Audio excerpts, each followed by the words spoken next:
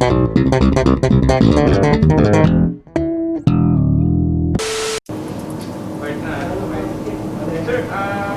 first of all, ano po sir yung nakita po natin na malaking naging bukas po ng Abs-Cbn. Kaya po na-reject po yung franchise application.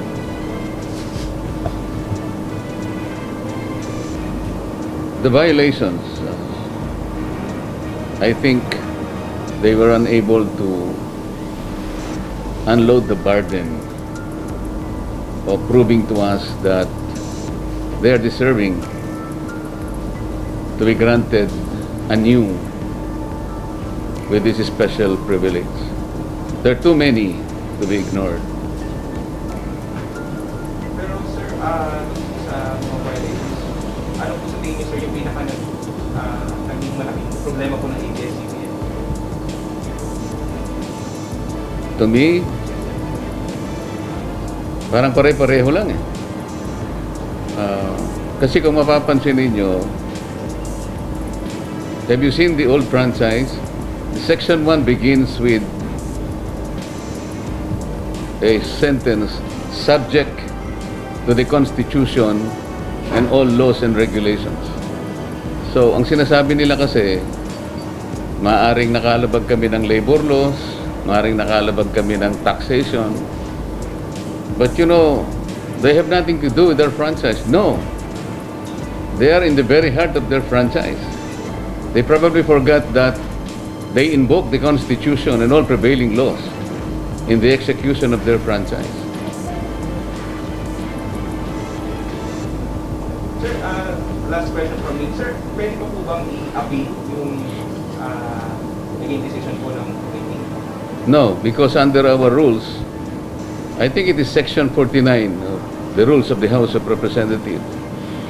If there is an unfavorable action to any bill or resolution by any committee, and in this case, the Congressional Franchise Committee, the same will be treated as having laid on the table. That means it is archived. Just like that, it dies a natural death. And the action that will be taken, well, according to the rules, the members will be notified in 5 days from the time that a decision was taken and telling them the reasons therefore. That's the rule. Sir, what can you say to the employees, sir? Siyempre po, malungkot sila ngayon, and you've been let go by the network. Talagang maski kami, malungkot kami. Sino naman ang hindi malulungkot na mawalan ng trabaho yung ating mga manggagawa? Pero sa puso nila, makikita rin nila siguro na at mauunawaan nila kung bakit ganun ang naging pasya namin. Alam mo, ako hindi ako nagpasya sa sarili ko eh.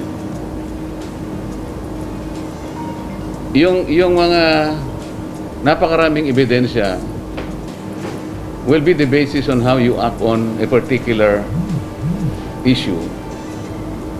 In my case, you know, mapansin niyo siguro na, well, siguro trabaho ko talaga yon, and it's my training. It's all their documents.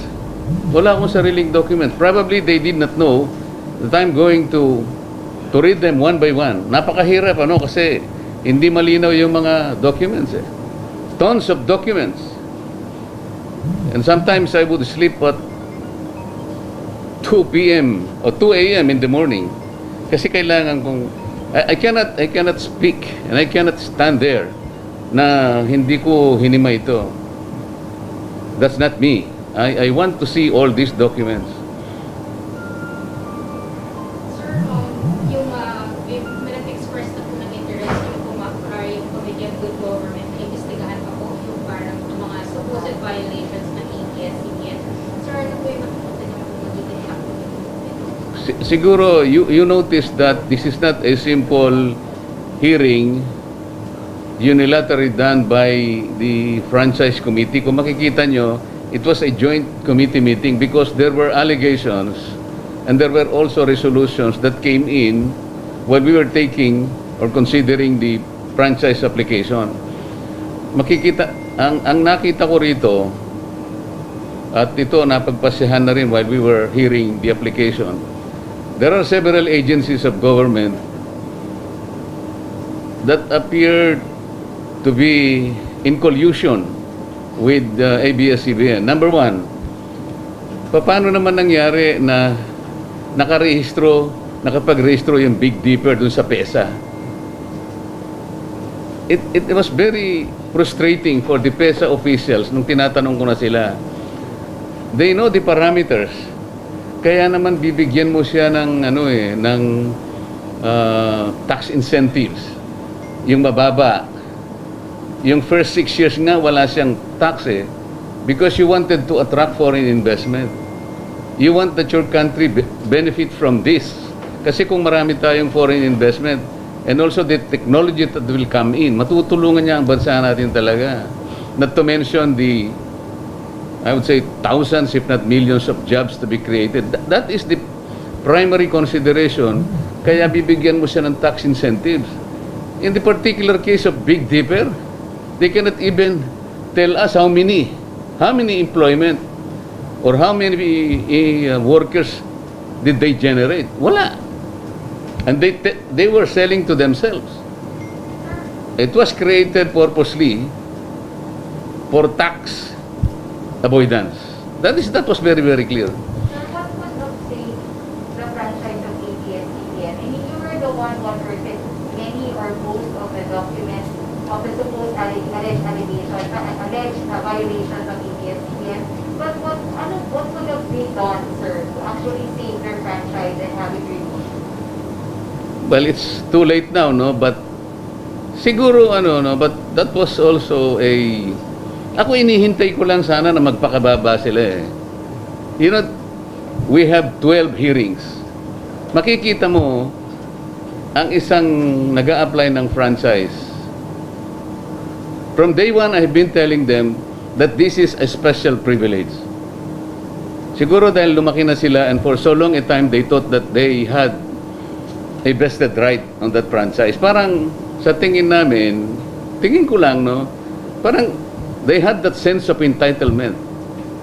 Mali yun How many times did I make mention about parang nanliligaw ka lang Because this is a special privilege. Nobody can appropriate this right. It is owned by the state. Ang problema pag sumagot sila ganun And then at the last, yung panghuling araw, palagi nilang sinasabi, social media, any vendor, sa kanilang mga, what do you call this, pag nagbabanner sila sa kanilang mga shows, wala po kami kanyang pagkakasala. Oh my God, sabi ko. These people are probably living in a parallel universe, sabi ko. Bakit kayo na lang hindi nakakakita ng ginagawa ninyo? What about this that we have unearthed? Yun lamang mga empleyado nila, nakita naman ninyo, over hundreds of them, and the Supreme Court that so many times upheld the rights. Sir, they could have apologized. Nung una pa sana, tama naman yung linya ni Carlo Kaya lang, nung lumilitaw, parang paimbabaw lang You know, statements like, di naman po kami perfect We can reform. That was good, Maganda na yung umpisa nung magtanungan na, puro takip dito, all their accountants and all their battery of lawyers. Sa totoo lang nandyan naman kayo They had difficulty in answering all these questions. Medyo mahirap at alam ko kayo naman nandyan din kayo The unifying, I think, fact that was established, talagang paiwas paikot in so many ways.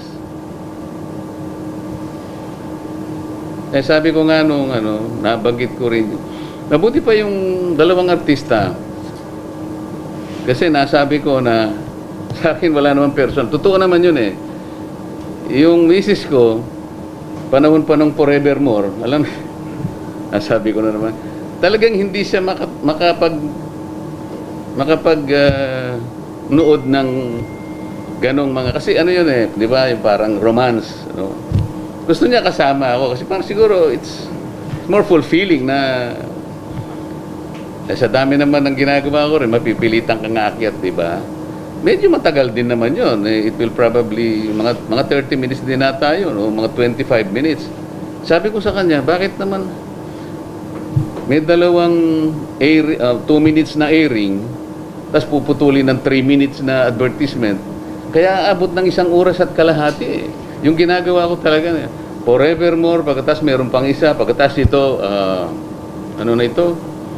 Make it with you. Oh, sabi ng asawa ko, talagang ganun eh. Kung meron pa po ba silang ibang resort para makabalik sila sa airways, ano pwede pa nilang gawin? They can appeal or kailan pwede mag-file ng bill for another new franchise? I cannot speculate. It's up to them kung anong gagawin nila, di ba? But as for them filing another bill, there's no way. Kasi wala na eh. Or sa rules, sir, sinaiting yung rules kanina, bawal sa rules. Well, the same setup, the same organization. It was rejected. It's 70 against 11. So 2022 na, sir, kung sakali gusto nila ulit mag-apply. The same organization? No. Wala rin sa 2022. Paano mo approve the same organization? It was already rejected. Sir, sa 2022, sir, sa 2022, given that there will be differences of congressmen, sir, mas may chance ba sila doon, sir?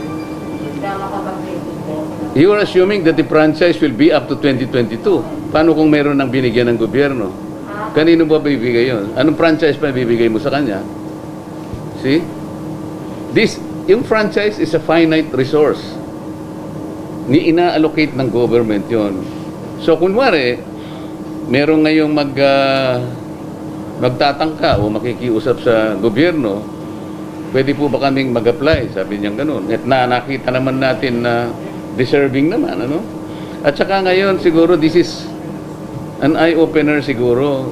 Titingnan lahat yung...